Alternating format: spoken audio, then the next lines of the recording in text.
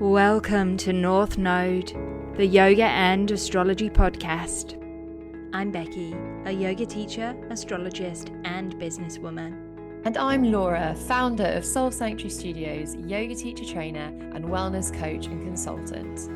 In this podcast, we'll be diving into down-to-earth but deep soul conversations. We'll explore how you can connect and stay on purpose with your true north alignment through the transformative lenses of yoga and astrology. Each episode is designed to inspire and guide you on your own journey towards self-discovery, self-love, and personal growth. We'd really appreciate it if you could leave us a 5-star review on your preferred podcast platform. Your support will help us reach more listeners who are looking for insightful discussions and meaningful connection. Thanks so much for joining us. Now, let's dive into today's episode.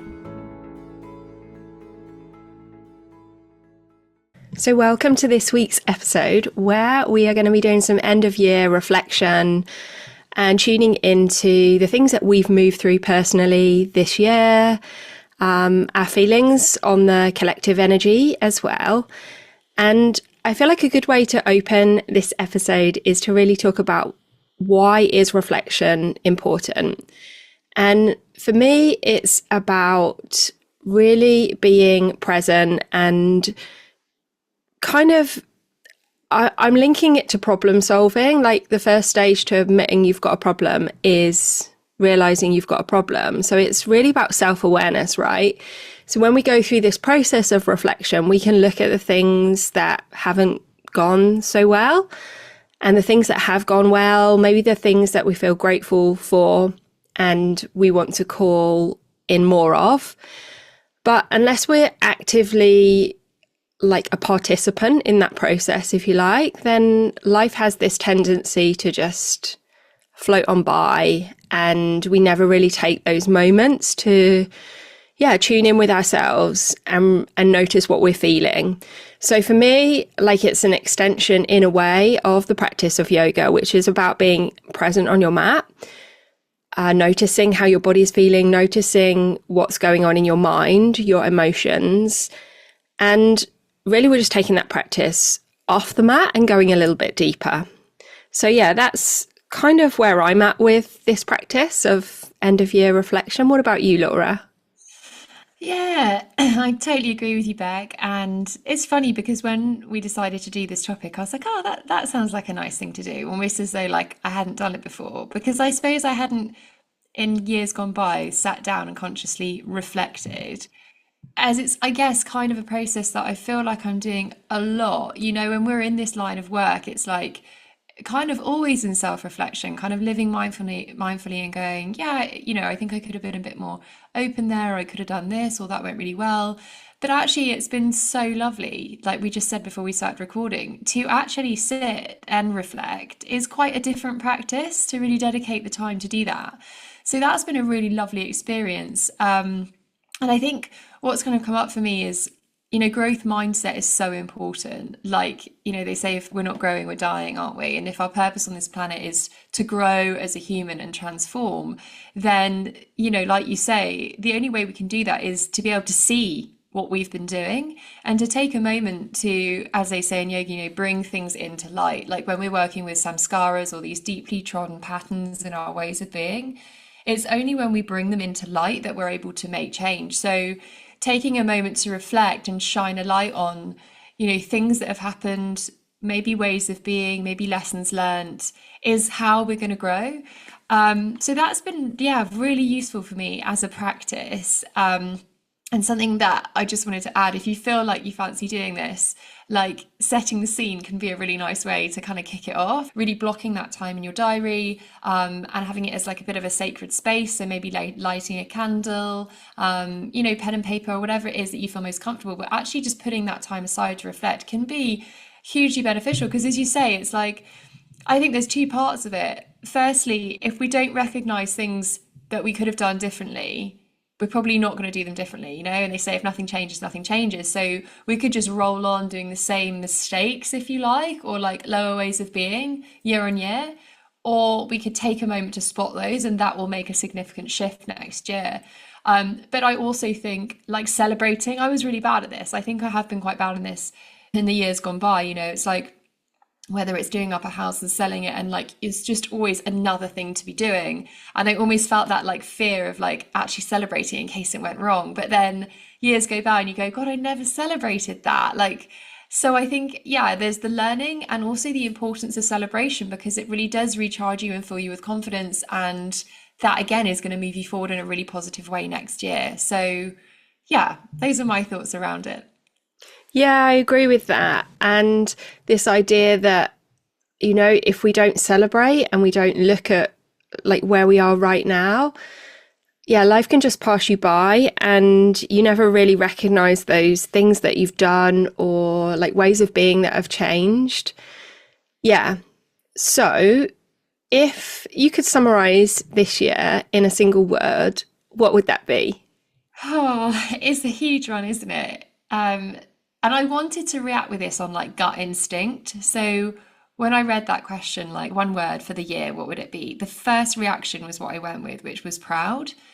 And I was kind of surprised by that, to be honest, because like my thinking rather than my thinking would say it's been quite tough.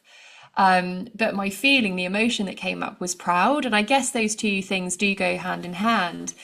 And that's not just proud of myself, like that's a part of it. And obviously I'll share a little bit about that, but also I guess the people around me, like Adam and I have got to a point at, nicely at the end of this year where we had a conversation the other evening. It was like, I don't think we've ever felt this connected, which has been amazing considering I think like what we've been through in terms of like learning how to become parents and moving, counties and business struggles and all the stresses of life. Like we easily could have moved apart, and at times we did.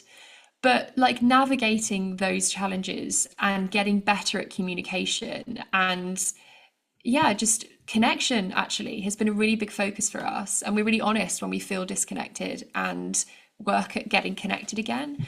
So I feel really proud of us on that. But also like it's hard to not feel proud of the boys. I mean, it's like I look at Lenny, he became a big brother. And like it's so gorgeous seeing him in that role. Like I just burst with pride. I mean, not always, right? They bicker for sure, but every now and then he'll go like, Theo, are you okay? And like try and get him something. And I'm like, oh God, it just melts my heart. Like, so that's been really special. But also from a work perspective, like proud of the team, like immensely proud. Firstly of the studio, because that's a tough gig. Like to keep that baby going is so difficult financially, and the hours that everybody has to put into it with pretty little return. Like, and a massive shout out to Mark Cooper, who literally has kept that ship sailing and just so unflappably, like when I was there the other weekend doing the teacher training and he's there like opening and closing the gate and all this stuff that goes on that he never even bothers me with. Like the guy is incredible. Emma with the marketing and Beck, like you pour your energy into that place as well. And all the other teachers that teach all day, every day, mainly for the love of it, mainly for the love of what they give the community. Like, we had a social the other month and I can't wait for the one that we're having soon, the final teacher training weekend. We spent the whole evening, like I was like nearly wetting myself, but like they're so funny, they're so well connected, we're on such a great page because I guess we've been through a really special journey together. It's really special, the community is really special, and we've come so far, and I'm just really excited for next year. And then teacher training is like, and it's so corny, but I will sit there sometimes, I mean, you've seen it, and I will cry because I'm so grateful. I'm so grateful watching, and this, like we witness transformation, like visibly in front of us, weekend on weekend or week on week.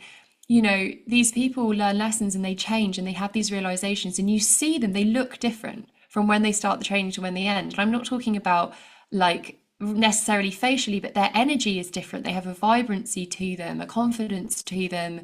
They shift. And like to hear them reflect on their journey and be so grateful, we sit there and just like, this is amazing, and what a privilege to do this work. And that final weekend is coming up, it's the first weekend of December, and like it's the best one because they graduate and we celebrate and we reflect. And yeah, I just feel proud of all of that. And us doing this podcast back, like last but not least, this has been something that we have spoken about for a little while. And, I thank you for being the catalyst really to kind of get me going with it, because as you know, and I've spoken about a little bit, like I think being a mum and like new motherhood, right? I was hiding for a while. And it's funny how like recently I feel like I've got back on social media purely because I've had the energy to. And I think that's just because, and I know you laugh when I say this, but like Theo's one, nearly 1.5, so out of the baby stage. And like, but really, he's walking now and he's babbling now, and like, yeah, the breastfeeding's finished and like he can feed himself and I can breathe basically.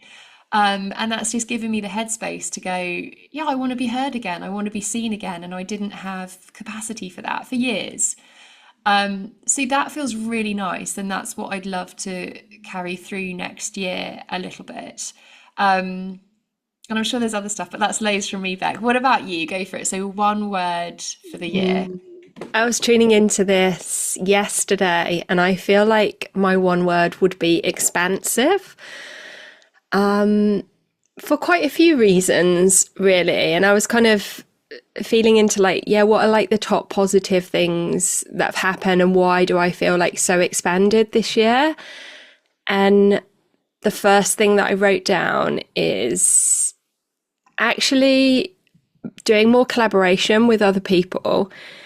And I really feel like when you work with someone, and it's got to be like the right people, of course, that you get more than double the energy. Like it's this coming together of souls, of energy, and that ripple effect of that is huge because, yeah, the energy multiplies and you feel that when you work with someone. So, yeah, I've not really collaborated that much with people historically. And I think like that's due to like some things in my chart, but this year, yeah, more collaboration has allowed me to feel more expanded. And I think it's kind of like on your nervous system when you can really do that as well, because not all of the pressure is on you. So yeah, like doing this podcast, we really like harnessed the Jupiter in Gemini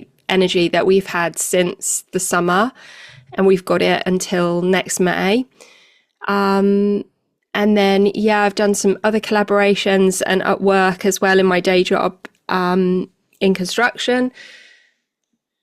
It's been a more collaborative effort at the top of the organisation, and that has just felt so much easier. And let's face it, like we don't all make good decisions when we're doing them like in a vacuum on our own in business. So yeah, collaboration has helped me feel more expanded. And I think then kind of new levels of finding my voice this year, which is one of the things that I'm meant to be doing in this lifetime. Again, like using that Jupiter in Gemini energy that we're in. And like Gemini for me is right at the top of my chart. It's my midheaven, which is like the most visible part of self. It's like what I'm meant to do. But very often, we kind of fear the things that are going to expand us the most.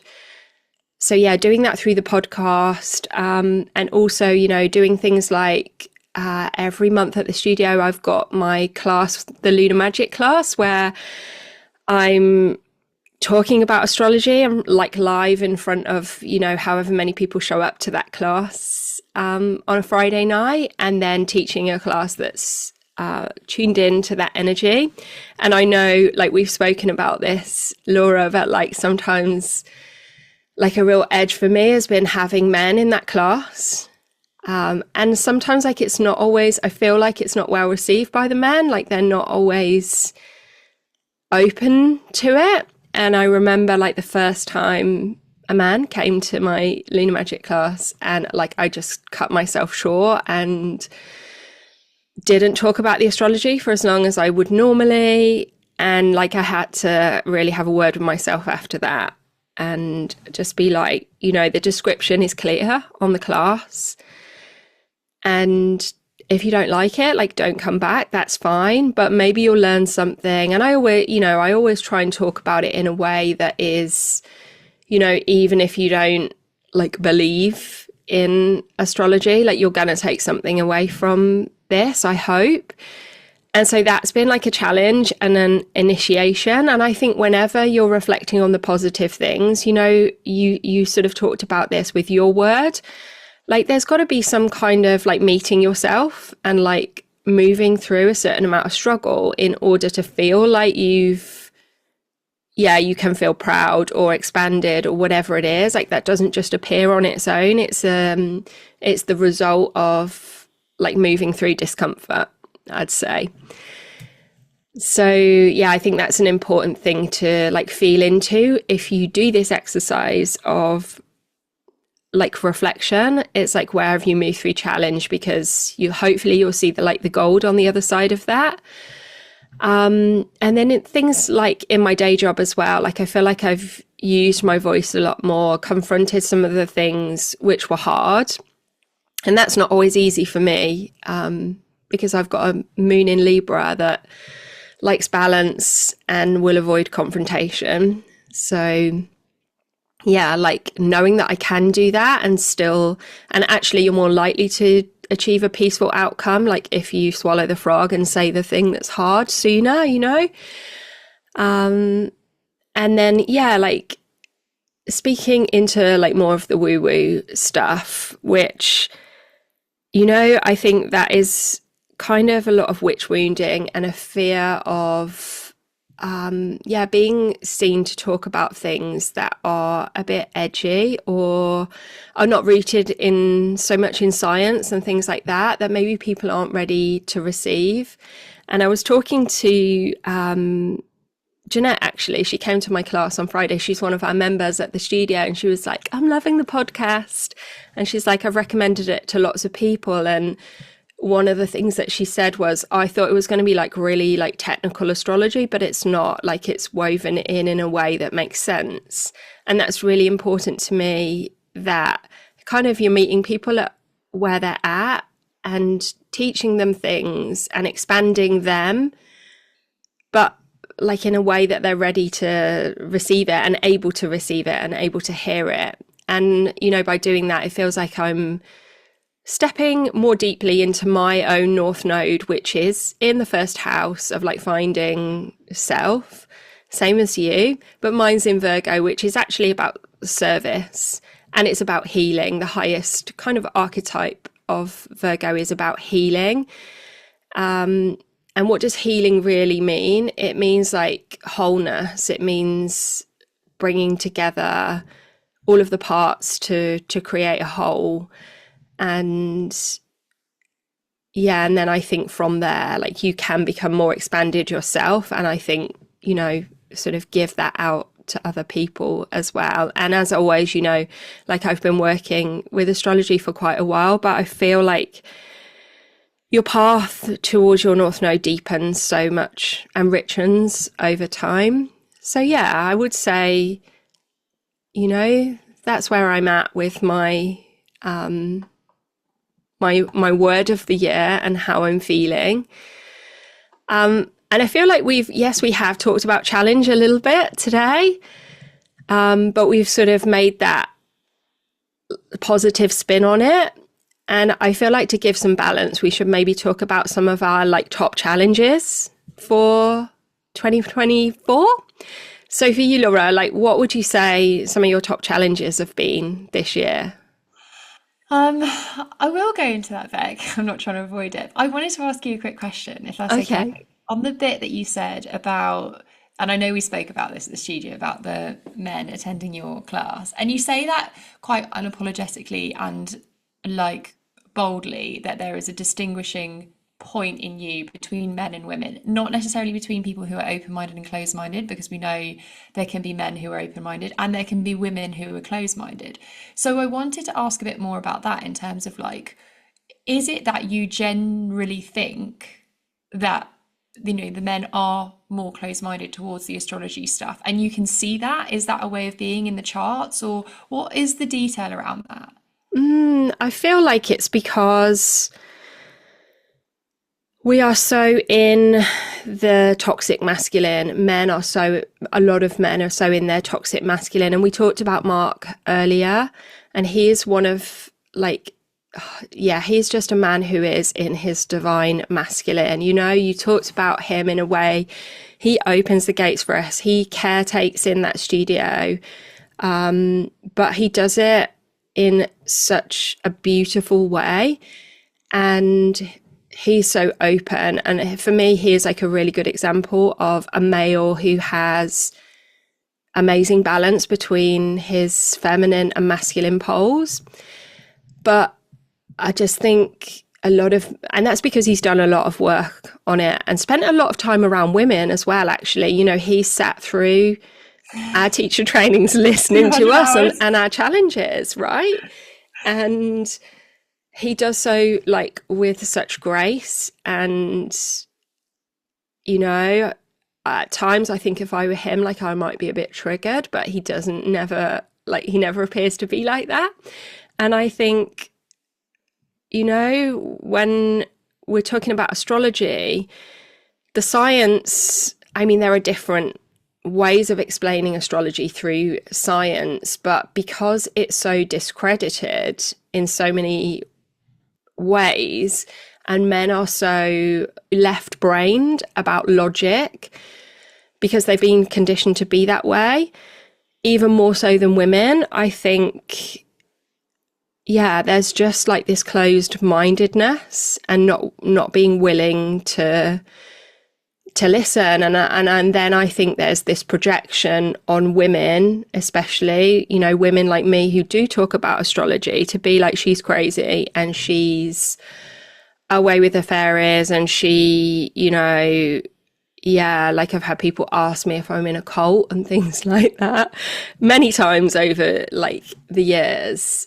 when like not everything can be explained through science, and that is a feminine quality, to understand that not everything can be explained by science. Not yet. That's because science is not settled, right? Science is evolving.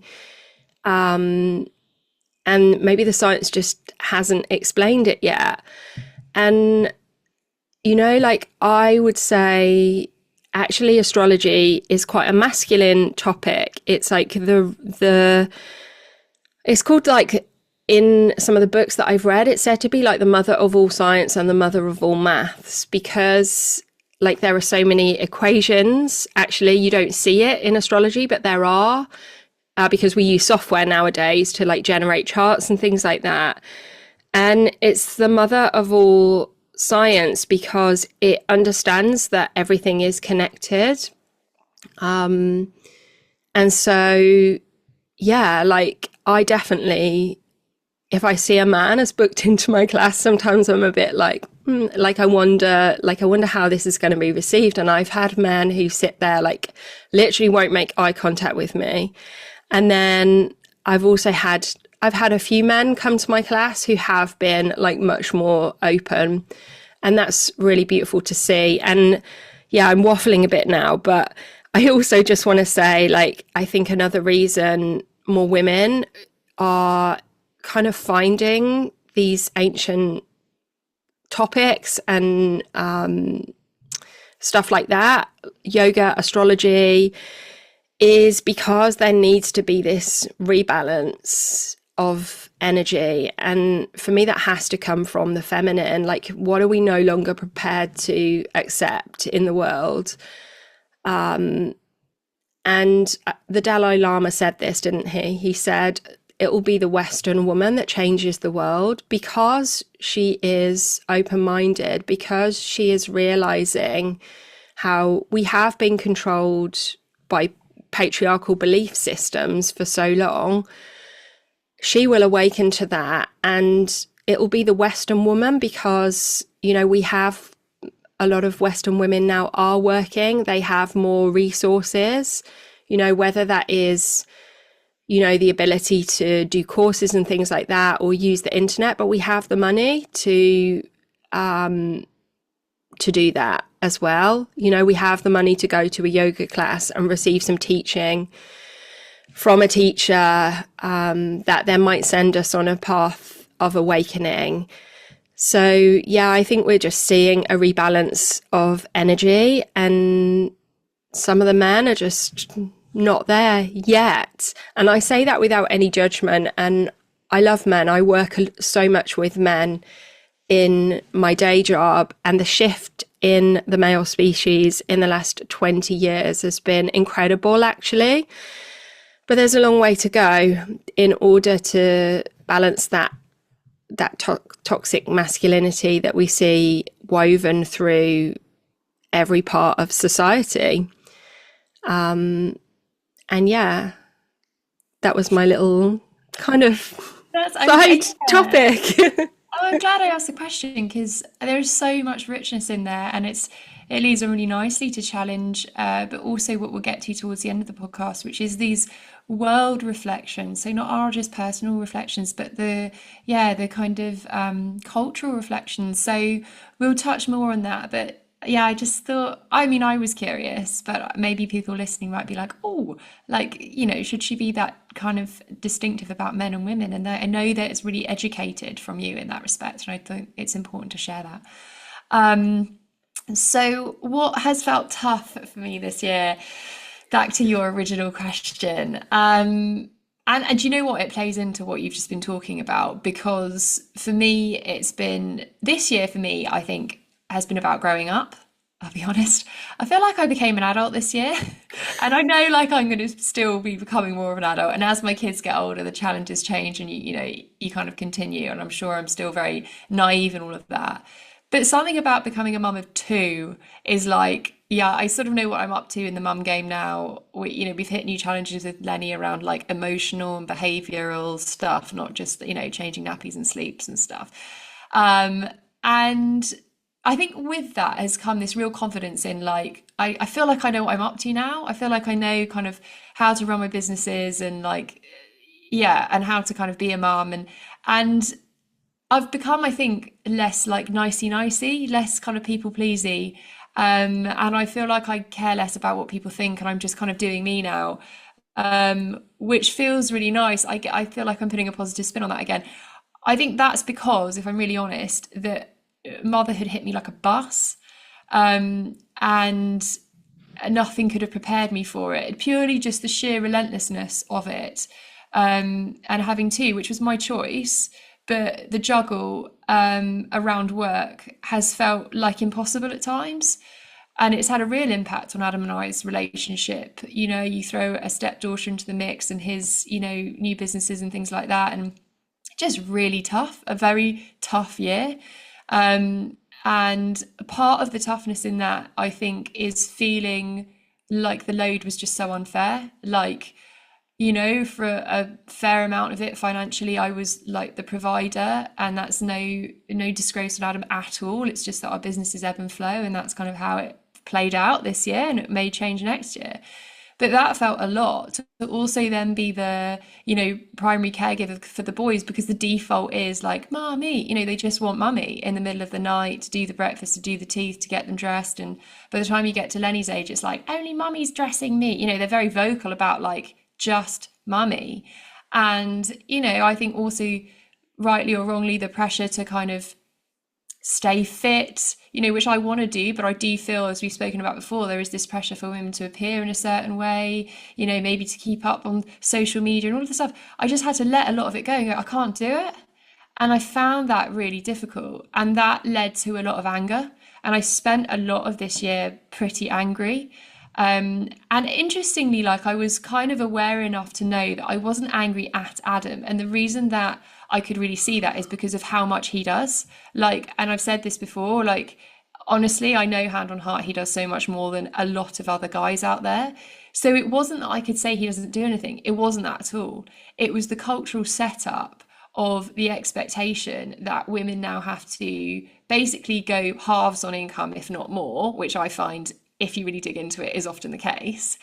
And have to be probably 80 to 90% of childcare. And I was really angry about that. And I could have spent a long time, continuing to be angry about it or really address it. And Az and I have really worked at that. And hats off to him. He has been so good at going, you know what, you're right, it's not fair.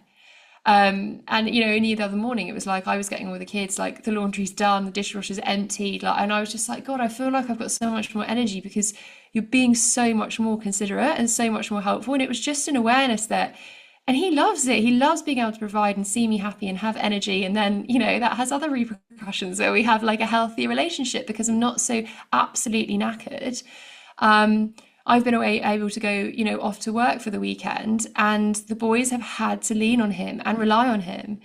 And that's really helped. The dynamic's been so much better. After those weekends, they call for daddy and the balance returns. But, that's taken Lenny's 4. That's taken like 4 years of being pretty angry about that setup to get to a point with our second child getting to 1.5 and going like, okay. And there's still little things, this morning, like Theo's poorly, he's got a temperature. And I was like, has he got a temperature? And I was like, I don't know, take his temperature.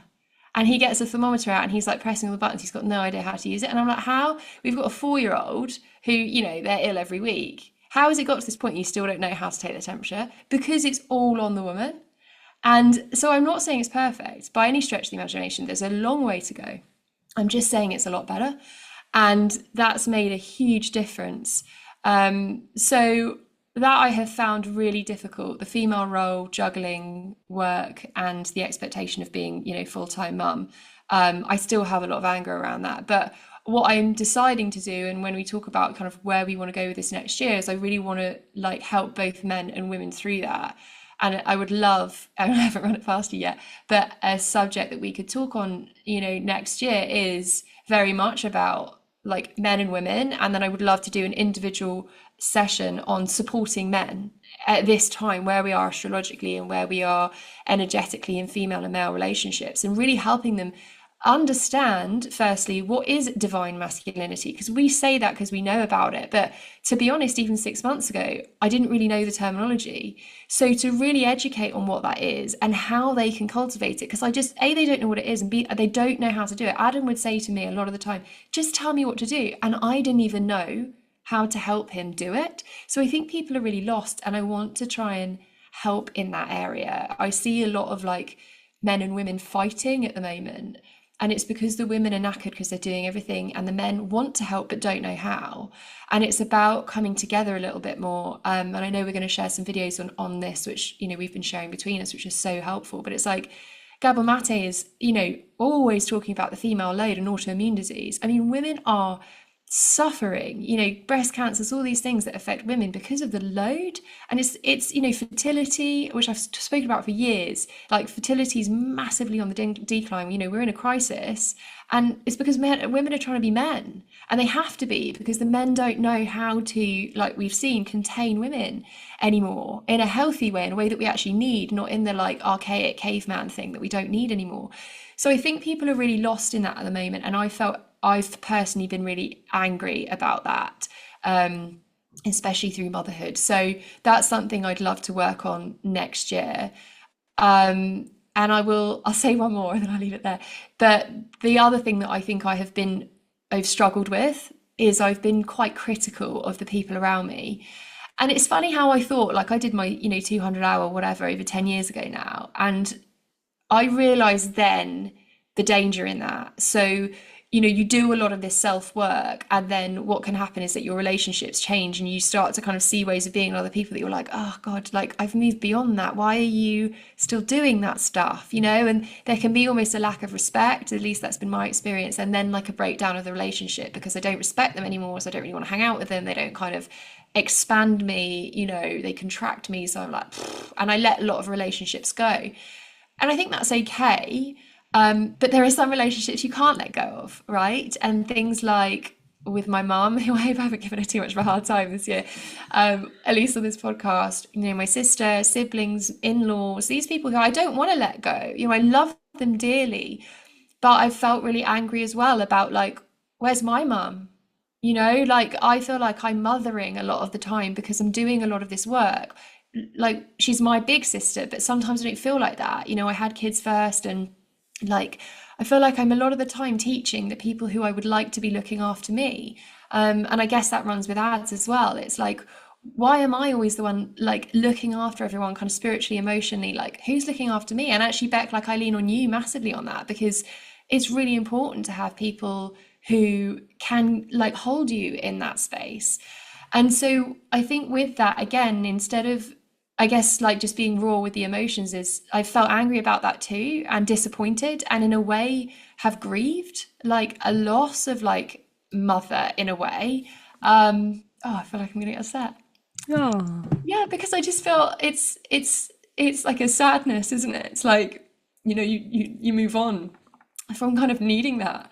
And in a way that's beautiful. It's funny, like I was driving home this weekend from visiting them in London, and honestly, I really struggled with it because, I mean, first of all, Surrey in London now is so like overpopulated. You know, when I lived there, there was space in Surrey. Like you could go up to Box Hill, there was no one in the car park, and it was beautiful. You don't have like a queue down the road just to like walk on the hill that I've done since I was like 3, you know? And you know, I go into Wandsworth because that's where my best friend lives, and it's like you can't move. And I know I'm so privileged that like I've been able to move to Devon, but to be honest, like it took me 10 years to figure that out. It's taken me 10 years to build a business to give me the freedom to be where I want to be. And that's been so bloody hard. Like I took the hard road, you know? So I was like triggered in so many ways. Albeit a beautiful weekend because I'm with family. So like the most important thing for me is that my sister and I boys are together. Like I want their relationship to be close. So that for me is magic. But everything around it was really triggering. And I drove home like late because I need the boys to sleep. So, you know, you leave at like 6 o'clock and it took me like 4 hours to get home. That was our compromise. We moved to Devon. Like there had to be something, and it's the driving, the travel. So fine. Do you know, I really needed that. I needed that time to actually decompress and process. And I cried a lot of the way home because I was just like, so much came up for me. Then you sent me this video, right, which was so perfectly timed. You had no idea about this because I hadn't shared any of this with you. And it was Mel Robbins, and she just said, let them. And it was about her book, Let Them. Like you have like very short amount of time in this world, in this planet. And like, because I've done all this work and I know I've got loads more to do, but I could become really like frustrated that the people closest to me aren't able to hold me or do the work too. And in a way, like, and I've questioned breaking off those relationships because it's too frustrating. And that would be so sad for so many reasons, but I was kind of struggling to be with them as they were. And just listening to her words, just saying, let them be, you know, enjoy them as they are. Like, it was so simple, but it was so educated the way she explained it. And we'll share that video, that it just hit home that that's something I really want to do next year. So I want to turn the angers and the struggles that I've had this year with men and women in a relationship, but also I guess from in a family perspective too, to just being a lot more accepting, which is, yeah, is going to be a challenge because I want to help, but I think I just have to do that for my sake and for our relationship, you know? Yeah, as you were talking, I was kind of thinking sometimes it can be hard when you grow and you expand and other people don't go on that same journey, and it can feel really lonely because, yeah, you've grown and you've got, you know, it feels like you've got these wings and you know that you'll be able to create the life that you want. And I don't know, I feel like you just see everything in Technicolor instead of seeing it in black and white. And, you know, like that for a lot of people, it'll be like, yeah, you know, there's no choice with where they live.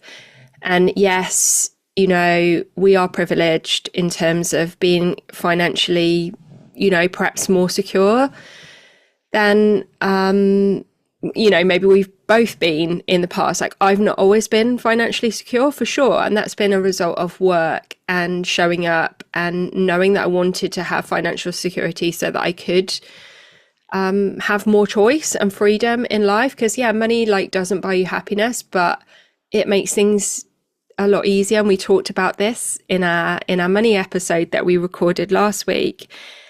And you know, I often think like the people who have grown and expanded and are able to hold others, you know, more through like this, it is a challenging time to be alive right now. You know, ultimately we decided that before we incarnated, we were going to be the people that kind of awoke earlier, like spiritually, in order to pull other people on. And what you probably don't even realize is like the impact of you being with like your mum and your sisters and your family in Surrey. Like you will have had an impact that you can't see and understand just by being down there. And yeah, so I just wanted to say that, because sometimes I know it can feel lonely, and you're right, like the more work you do on yourself, kind of like the further you need to search sometimes for the people that can support you through that. So, you know, one of the things that I've done historically is like I've always had coaching and mentoring and joined masterminds and things like that of people who are like think in a similar way that I do. And that's not to create like a vacuum, but it's if they're a little bit further along the path than me, then you do have that kind of guidance and support and knowing that you're not crazy. Because, you know, I think when you go down this path of like self-awareness and, you know, doing the work, there are times when you think, oh my God, I wish I could just go back to not seeing like all of these things and not wanting to question everything or whatever it is. So yeah, I just wanted to say that, because I witnessed that in you, and I see you, and I see, you know, like at the time we probably first met, you'd done a lot more work on yourself in many ways than I'd done on myself. And like that really helped me at that time. And, you know, you've grown as well, even more since then. So yeah, just wanted to reflect that back to you. Thank you, Beck. So what have you found tough then? Oh, I feel like my number one thing would be like family stuff. And what I always do on my birthday, actually, every year, and like both of our birthdays are at the end of the year.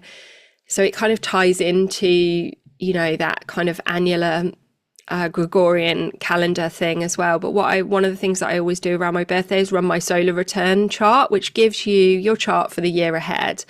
And last year's chart, there was like this real division of energy between work and career and family and home. Like, you know, there was just this polarization of energy. So I kind of knew that's what I would be dealing with this year, and it's definitely been the case.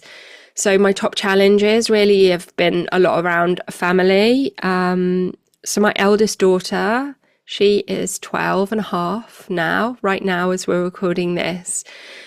And one of my biggest challenges there has been dealing with an evolving relationship. There's so much on like social media, and I'm not saying this to take it away from anyone who's got babies and young children. You know, I know you're in that, Laura.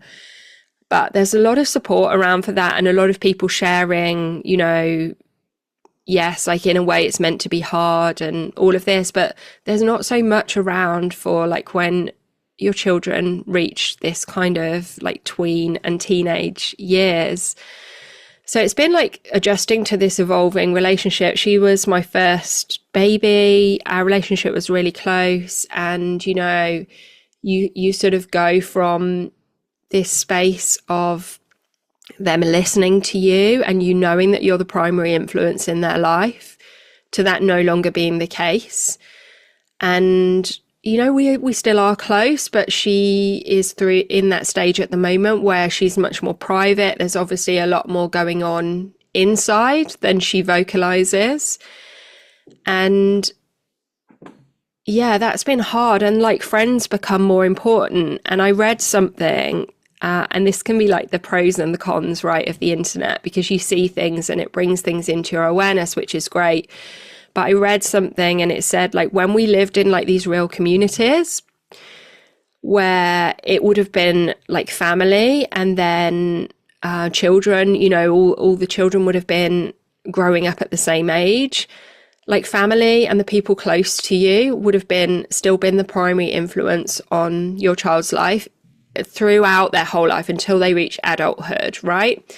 And now we're not like that. We send our children to school. My daughter goes to like a pretty big secondary school, thousands of kids in this school, and she spends like, 6-7 hours a day, whatever it is there, and friends become more important. In a way, teachers as well sometimes, and I don't always agree with everything they teach in school.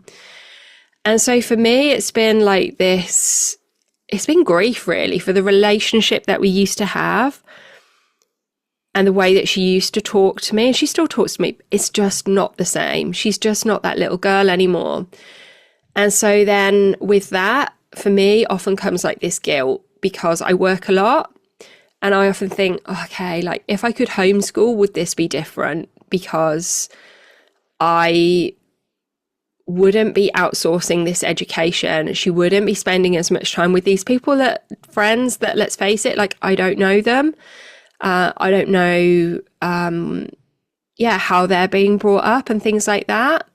And then with that as well, like the challenges of technology and managing phones with kids of this age, screens, because yes, you could be like very hard line with it and say like, I'm not giving you a phone. And Hannah was one of the last people in her class to get a phone, but it's their way of connecting now. Like we used to go and hang out like on the green, or, you'd go and knock on someone's front door and go and play or whatever. Like kids don't operate in that way anymore, that it's through like constant messaging and through them wanting to play games online where they're connecting with each other. And managing that is really hard. So yeah, for me, it's been dealing with all of that and processing that. And then other adjustments in my family as well. Like Steve's dad, my husband's dad, died in April this year during what was the first eclipse season of the year. And then my own dad had a heart attack in the October eclipse window. And, like that kind of like, yeah, I think it's natural that you would ask yourself questions around this. Like Steve's dad died immediately because there was no one there at the house when it happened. And my dad was like lucky enough in a way to be with my mum, and got amazing care actually in hospital, and sort of survived that with no lasting damage to his heart. And although like I think I'm pretty comfortable with death and with mortality, but it's still hard, right, being human. And I think it's like, yeah, seeing the evolution of my family and thinking like my mum and dad are not getting any younger, having to deal with that, and really out of the golden age of having children where there's like a lot of joy, even though it's hard, you're having to manage behavior and stuff like that. So it's been like that evolution of family has felt the hardest thing for me this year.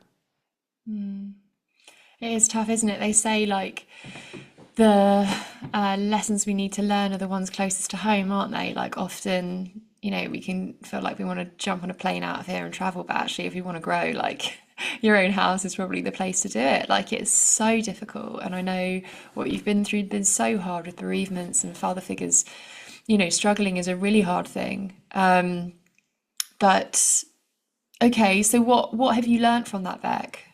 So one of the questions that we were feeling into when we prepared for this episode was, what was the best day of the year?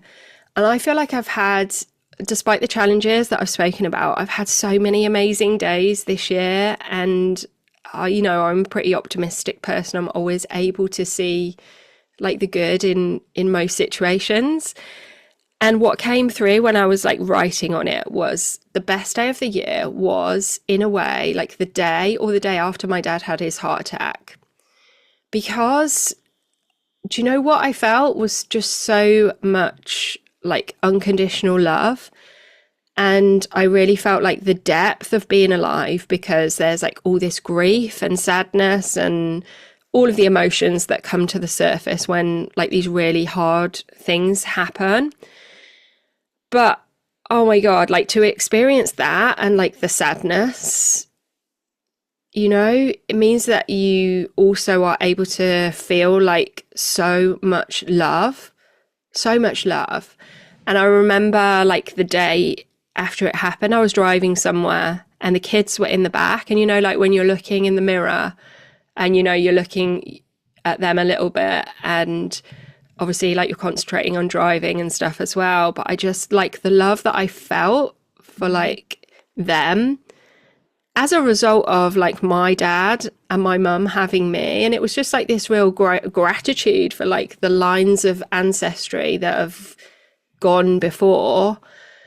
And yeah, like this gratitude for life, this gratitude for incarnating in a human body, and really like feeling that like in the cells of your body, like this love. And that's, you know, there's nothing like that feeling for making you feel like expanded. And I started reflecting a lot about what love really is, I think, after that happened. So yeah, I feel like a lot of the lessons of that have been around love. And I think I sent you something, or you might have sent me something, and it was kind of saying what love really is. You know, yes, in you know, a traditional kind of male-female relationship, you know, there's all this passion initially, but what true love is what is left when all of that has eroded away over time. And it's like this timeless feeling that, you know, yes, we feel it the strongest with the people that are the closest to us, but it's possible to like feel it for everyone, you know. And grief, you know, when we feel grief and sadness after, maybe it's after losing someone close to us, like this feeling of grief is really like unexpressed love, you know.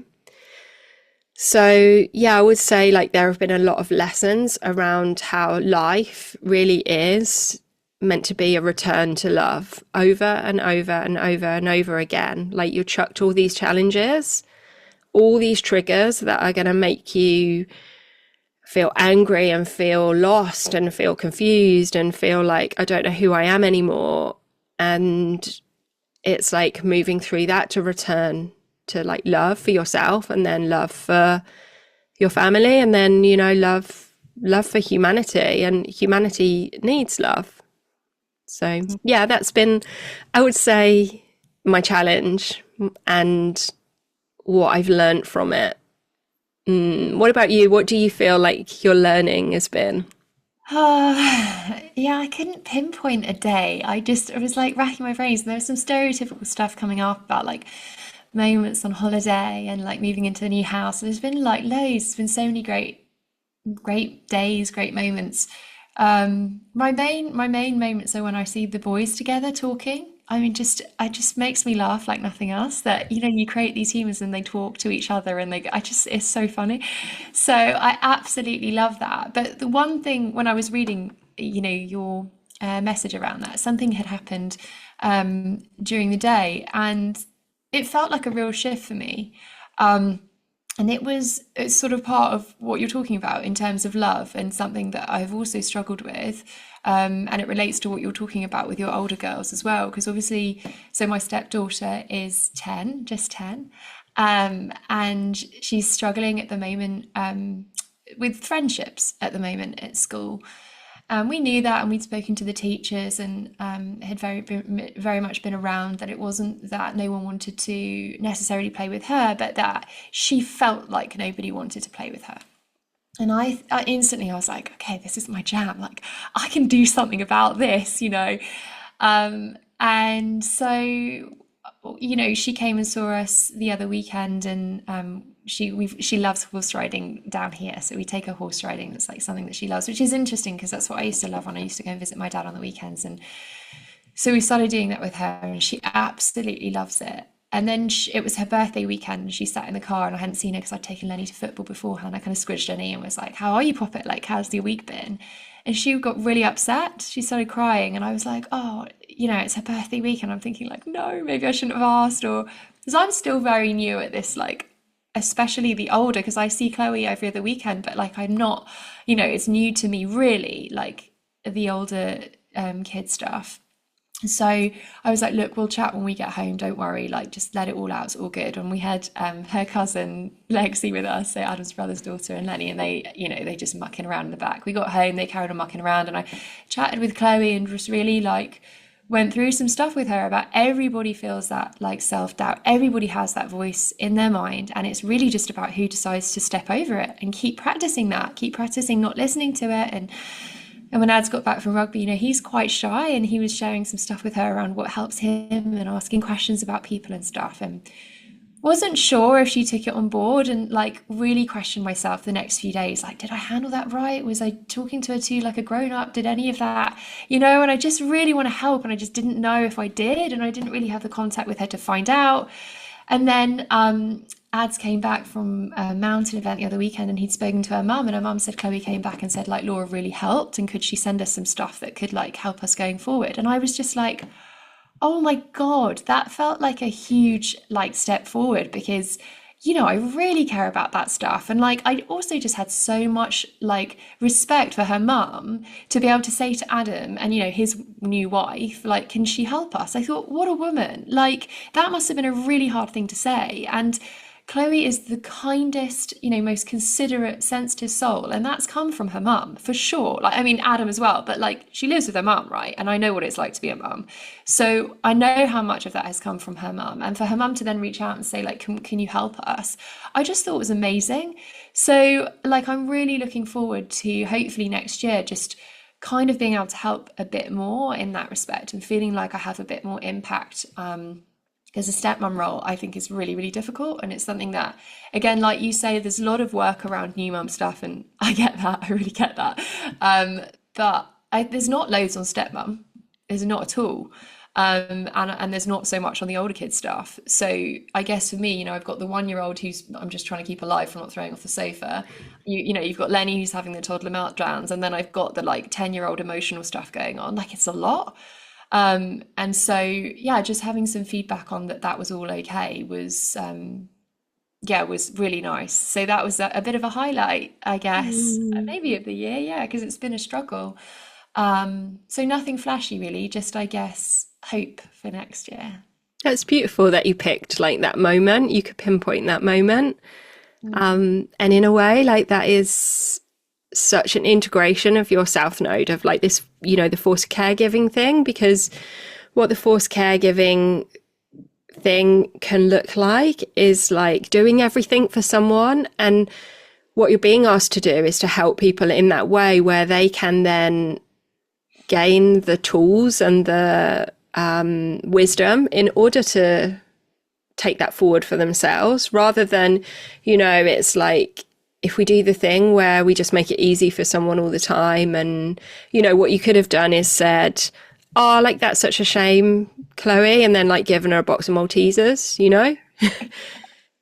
and like that's caregiving, and like I'll run you a bath and all those beautiful things as well that you could do. But what you're choosing to do is educate her and give her the tools so that she can do it on her own. So then she doesn't become, you know what I mean, like reliant on the wrong things to look after herself. So yeah, I thought that's what I was thinking as you were talking. What do you feel like's got you through this year's ups and downs? Like whether that's practices or like things that you do? Yeah, what's got you through this year? What's been the most helpful? That's a great question. And for me, and I know this is like a Capricorn trait and it might not work for everyone, but routine, God, it's so sexy, isn't it? Yes, yeah. It's like, to be honest, like that's my anchor, it's like I'm very basic. Like I wake up in the morning, I get my kids like fed, brush their teeth, get them in the car, get them to nursery, and I go for a run.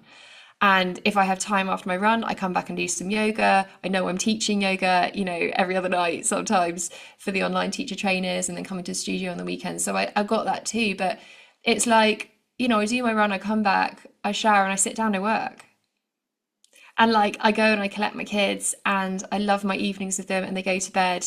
We have a little like bedtime ritual I have with Lenny, because he's got big emotions, they say at nursery at the moment. So again, just trying to work with him, and he's got a little journal and he chooses his feeling, and we talk about that, and then we have a lovely story. We always light a crackly candle, and he goes to sleep. And then, Adam and I have time, we have a lovely dinner together, and it's routine, like, so that whatever the challenges that comes, I'm like, those are my anchors, those things are never going to go, and they give me the energy to like keep going. This is really probably not what you're expecting, but do you know what? I've started taking vitamins. This is like not spiritual at all, but like I was so depleted after motherhood. I mean, my hair all fell out. Like, I lost so much weight because it was just like survival, really just in survival. I mean, they'd be hungry and I'd cook and they'd eat. And then I'd pick like half a chicken nugget or whatever it was and be like, yeah, I'm good. No way was I going to be like, let me just design my delicious meal at lunchtime. I was just minutes and getting through the day. Like, and I was so malnutrition, to be honest. And so I started taking these supplements, and I take like a lovely green smoothie in the morning, and then I'll have this like chocolate protein in the afternoon, and then a magnesium chocolate drink in the evening. And it's made a huge difference. Building that into my routine, I don't know if it's psychosomatic, but my energy has doubled for sure. And I feel like I'm giving myself self-care by doing it. So really the basics, just having a routine and making sure that I'm getting my vitamins in, like doing my exercise. Yeah, that's got me through. I'd say the thing to add to that is communication. It's key for me, like, and being seen now, like not hiding away and putting everybody else first has really been a shift. Like, honestly, I get off these podcasts and I'm like, I'm back out there, like, and it feels so good to be like heard, and the messages that we get, which really reinforce and give me confidence that like, the work that we're doing is having some sort of impact, even just in a small way is plenty. Like, so yeah, I think routine, looking after myself and being heard, communication is part of that. Connection with Adam, like, as I said, we've done loads of work on not just like surface level day-to-day logistics, but like depth of connection has made us feel a lot more romantically involved as well, because for a while I just didn't feel we had that, because he didn't really get me and me or him. So we've been really working on that, and that just seems to keep every kind of aspect of my life happy, like my health is good, my boys are good, and my relationships are good, and I work from 8 o'clock in the morning until 4 o'clock at night, and then I pick the boys up, and work's going really well too. So like, I think just having a routine that just meets your needs is, for me, not sexy but works. What about you, Beck? What works for you? Something a lot more interesting. No, it's a lot in some ways it's a lot of the same. Like, one of my challenges that I didn't talk about earlier has been like health a little bit this year. And that's partly because where Saturn is for me, transiting Saturn at the moment, has meant that work has taken over a lot. And one of my key patterns, and something that I want to work on much more next year, is like self-abandonment. Like, you create this routine where you like fit your running and your yoga. And for me, like, I'm like, no, because I could be working or I could be doing this. So it's this like, not always prioritizing health for me. And through that, like, starting to move through perimenopause as part of that has been hard as well, because I could get away with like not always exercising and things, and like I can't do that now, like for like my weight, but also just stuff like my joints and things like that feel better when I move. So I know, so that's been a challenge. But then, okay, like I can't always fit in going to the gym for like half an hour, 40 minutes. And that's pretty sad sometimes, to think that you can't afford to spend that time for yourself. But what I have been disciplined with is like spending at least 10, 15 minutes on my mat every day, like moving a little bit. And if I don't feel like moving, like it's meditating or it's lying down and just being with myself. So I would say like it's been looking after my nervous system. And again, like I started taking quite a lot of supplements this year. And, you know, I don't want to be like the supplement sales person. And, you know, and a lot of people will say like, oh, if your diet's good, like you don't need them. But I honestly think they make a huge difference because, you know, like the soil is more depleted than it was when we were kids and generations before that. And I feel like it's impossible to actually give yourself the nutrients that you need. And I had like an advanced genomics test that like gave me all this feedback about what I need. And for me, like my vitamin C demand is like superhuman levels that I would not be able to fulfill and stay well if I didn't supplement it, you know, or if I did, like I would just be eating all the things that had vitamin C in and not like the other things that I need. So supplemented with stuff like vitamin C, and yeah, like stuff like magnesium as well. And especially like with perimenopause, and what I've seen is like my cycle returning in the last couple of months, which has been really good to see because it was very, you know, I'd go months without having a period and things like that. And for me at my age, I feel like that's young to have that. So I'm like, I've been working a lot with like reversing that this year and working on my diet and things. And what I found is like my symptoms have been a lot better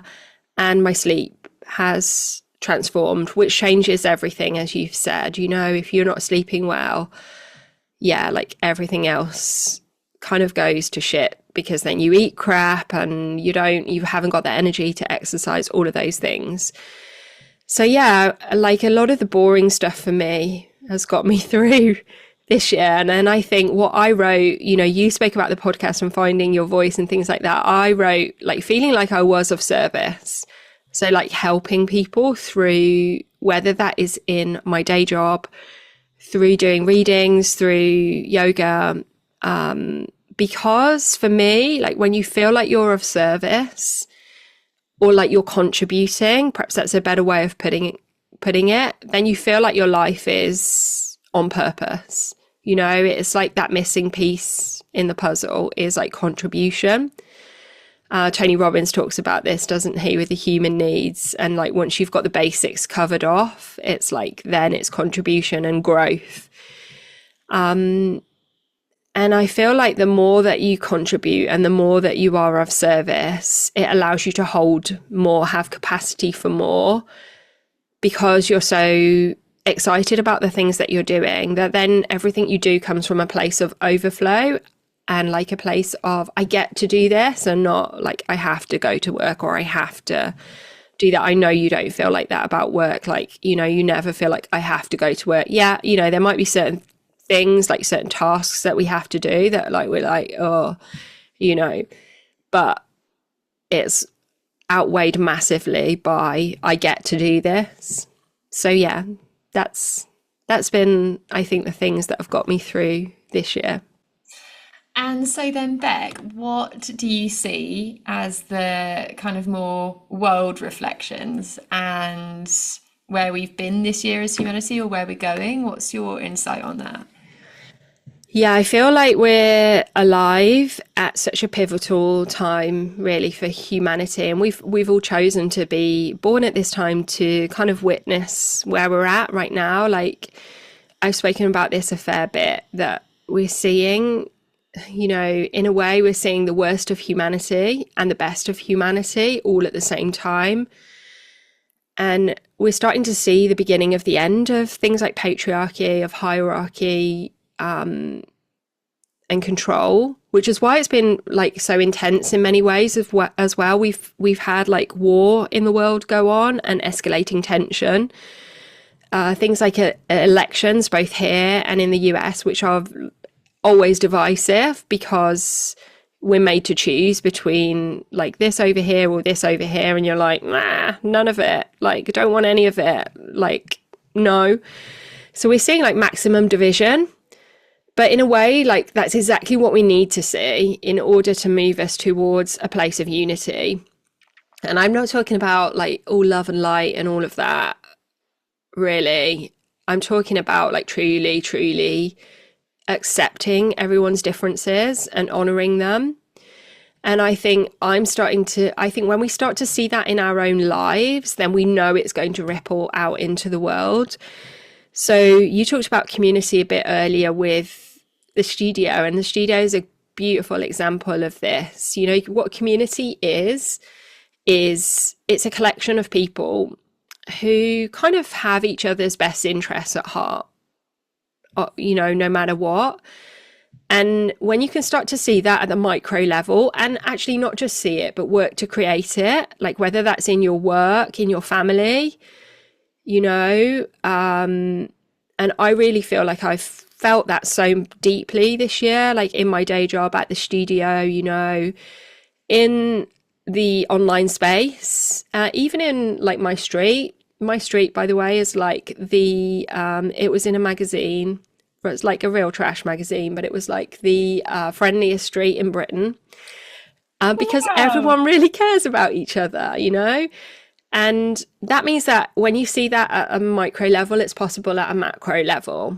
So one of the questions everybody should be doing as part of their reflection is reflecting on where they have community and how can they create more community, because the more that we do that, the more kind of that expands. So yeah, that's kind of what I feel about where we're at with the world. And I think, you know, there's definitely some big astrology going to happen next year. Maybe we'll talk about that if we do an episode that is like, you know, more like, okay, January episode. Yeah, what do you feel? How do you feel about the world this year?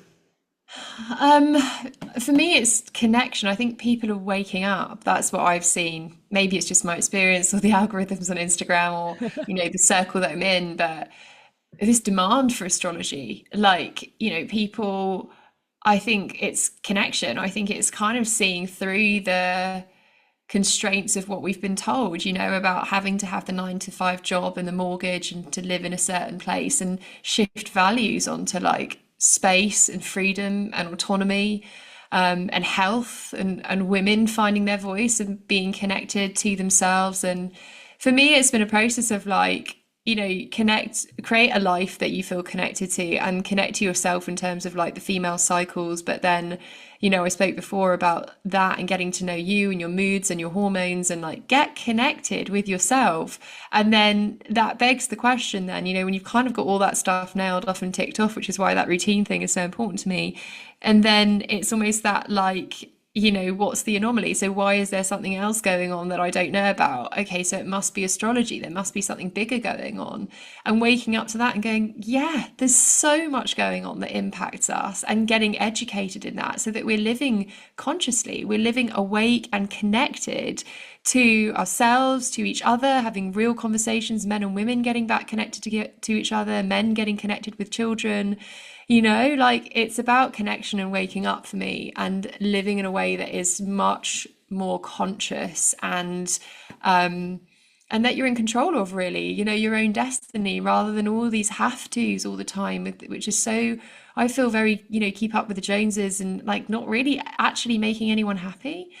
So I think it's really exciting, because I think people are really finding their power, and I think that that's only going to get, you know, bigger next year. And interestingly, I think it's almost as these constraints get like tighter, you know, you look at America and the politics and stuff, and it's like almost as the rules get tighter, like people use that and see it the other way and go, oh, we can't do this anymore. I think it actually pushes in the other way. So I don't think it's a bad thing. I think people are going to start to really kind of buck against what they're being told, and that's really exciting. So yeah, for me, connection and like awakening, really. Yeah, I love all that. It's great. It's exciting. So I hope that that has been helpful, you know, for anybody listening. And I've loved, as always, talking through it all with you, Beck, and really look forward to what we're going to get up to and share about next year. Yeah, 2025 awaits us. Thanks so much for listening to this episode. Your time is precious, and we truly appreciate you spending it with us. We look forward to having you join us again soon. So, take care, and we'll catch you in the next episode.